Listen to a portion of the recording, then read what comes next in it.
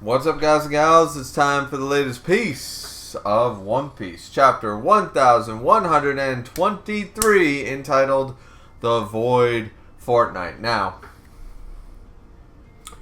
Power Scaler's about to have a field day, which is fine. But also, I've got another bone to pick. The same bone I've been picking since Egghead Island, since we got introduced to Dr. Vegapunk. Okay? So, without further ado, let's just jump into this really quick, because I really do feel like, other than a short rant, I'll try to keep it compartmentalized as best as humanly possible. But suffice it to say, we jump into this chapter. Cover page is still going on. Denjiro and Yamato are enjoying with the kids that were kidnapped by the fishnet sort of idea. Now they're sharing stuff. It's like, we don't throw rocks, we share food, we share parties, let's go, trying to keep everything copacetic. And we do see that in the end, the Vice Admirals were even knocked out by Joy Boy's hockey. Once again, why wouldn't it be? I would assume that Joy Boy, right up there with Roger and Whitebeard, would have, and Rocks probably, would have the best hockey we've ever seen. So I'm not, like, realistically, if Rayleigh, even if the Dark King, were to go all out, conquers hockey in his prime, I could see him knocking out a couple of Vice Admirals. I really could. So I'm not that shocked that Joy Boys went, yeah, no. Nobody's surviving this shit, right? I get it. But unfortunately, due to translation differences, we have Dorian Bragi here stating something a little controversial, in the sense that certain translation says, wow, that was even better than red hairs. And it's like, and then there's another translation where saying, was that even stronger than red hairs? I mean, there was no hostility to it. And then there was another translation that says, man, that even beat out red hairs hockey at its best and stuff. And I'm like, okay, so like there's like 4 or 5 translations out there. Certain ones are basically saying that Joy Boy's hockey is definitely better than Shanks's. Other translations are more like, it's hard to tell, but man, that might even be an upper echelon. Which, once again, I don't see why this is such a big debate over this weekend in the community, because why would we assume Joy Boy of all people would be a slouch?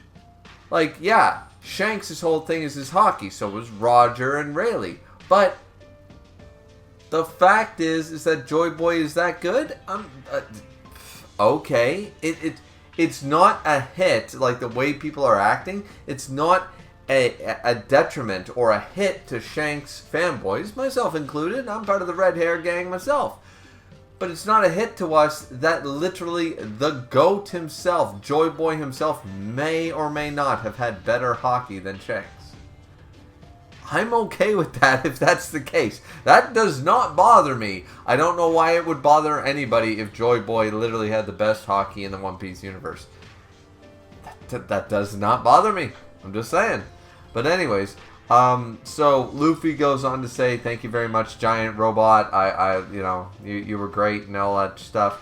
Of course, Emmett doesn't wake back up or anything like that, but we're gonna assume he's powered down. Maybe he's dead. We do not know. Anyways, we're setting sail for Elbath. We have nice recovery. Bonnie's with her dad. Zoro's like, well, that was a time. Usopp's like laughing and having a good time with Chopper, with Dorian Bragi, like just everything. And the 2 ships, both the of course the Thousand Sunny and the Viking ship, the giant ship, I forget what it's called, if we even got a name for it, but they're sailing away and stuff, right? So this is where we see supposedly the body of Vegapunk, because an on-screen death from Oda.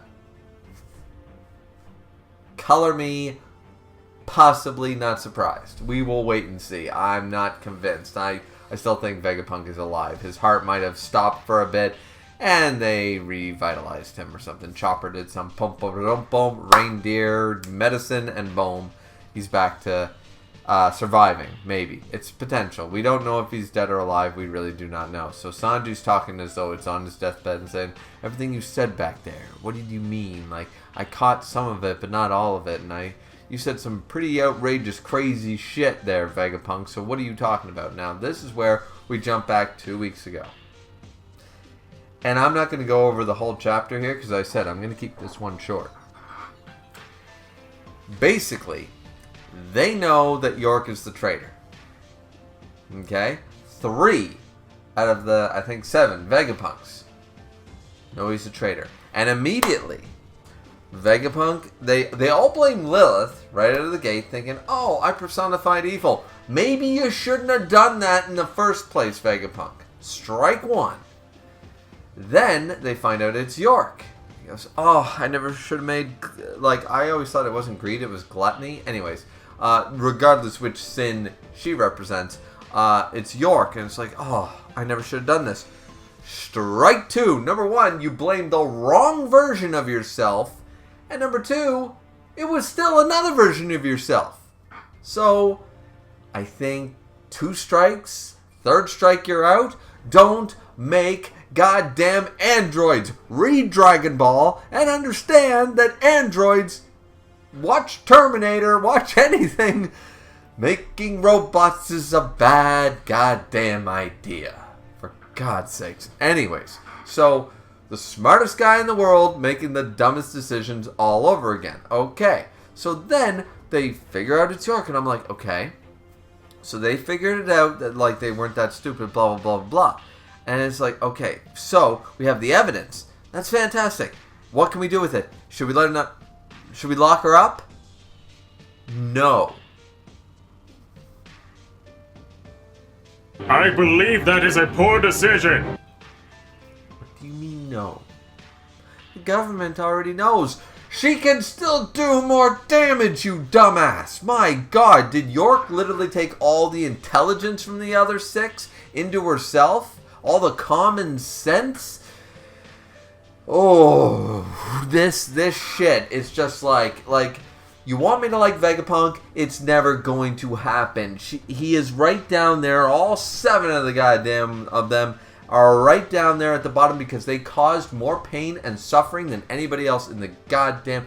Akainu has less blood on his hands than Vegapunk at this point. And he never learns his lesson. That's my problem. How many flashbacks, 10 years ago, 2 weeks ago, 25 years ago, 22 years ago, how many times do we need to see him literally cause and effect, butterfly effect, all happening, and he never learns his lesson? That's the problem. It's the hubris of this man.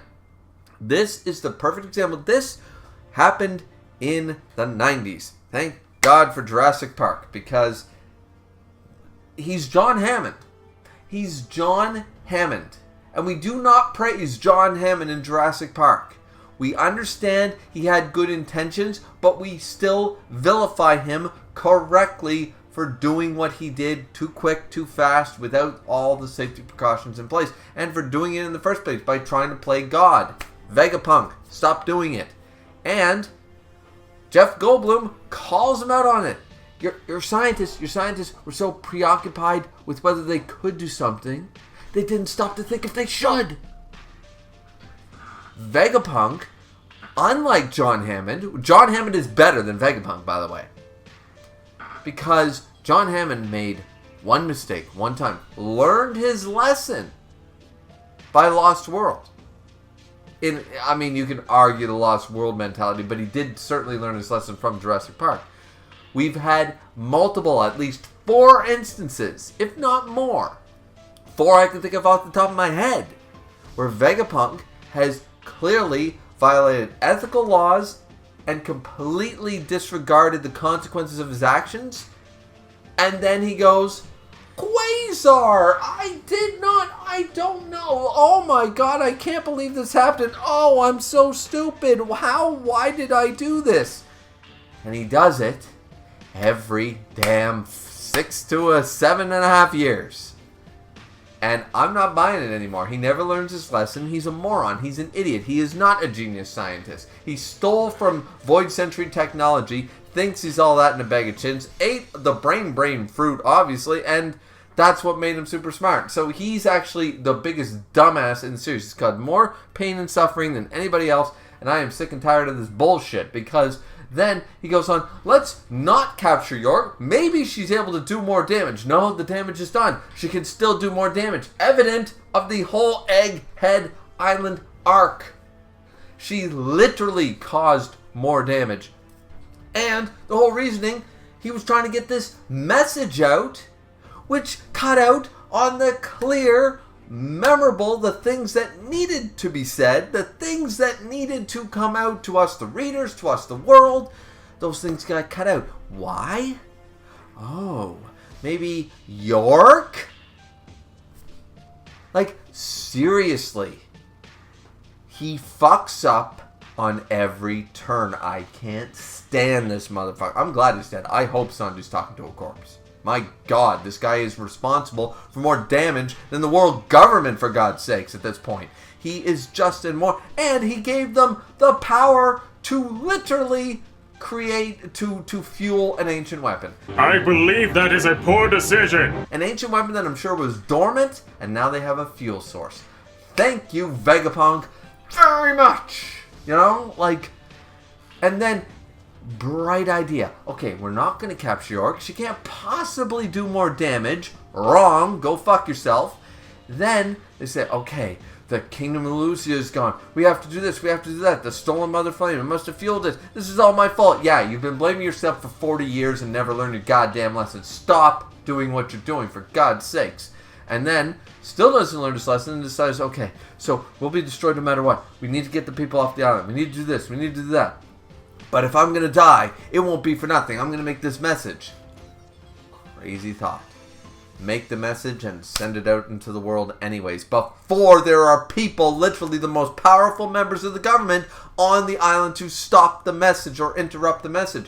Do you think, here's the biggest problem with this, is that he's like, okay, I'm going to have a kill switch in me. So when they kill me, the message gets out to the world. When they made the message, just hit send. This was 6 days ago. Could have hit send before Saturn got there. No summoning circle. Can't get there any quicker. The message wouldn't have been interrupted when you recorded it 6 days ago and just sent it on day 5. Capture York, imprison her, and then goddamn send the message out. Less people die. Less problems. The message actually gets out in its entirety. Ugh. And then to cherry on top of this shit Sunday, what do? Oh, well, we gotta erase all our memories. We gotta erase all our memories of doing this. Prevent anyone else from learning that we arranged this. We arranged this terrible situation that actually did not work. Because we think we're so goddamn Da Vinci Code level smart, which we're not, but we think too highly of ourselves. Hubris 101, Vegapunk. And we're going to then erase our memories, but leave ourselves a note to give ourselves only a quarter of the information we already had. Because I believe that is a poor decision.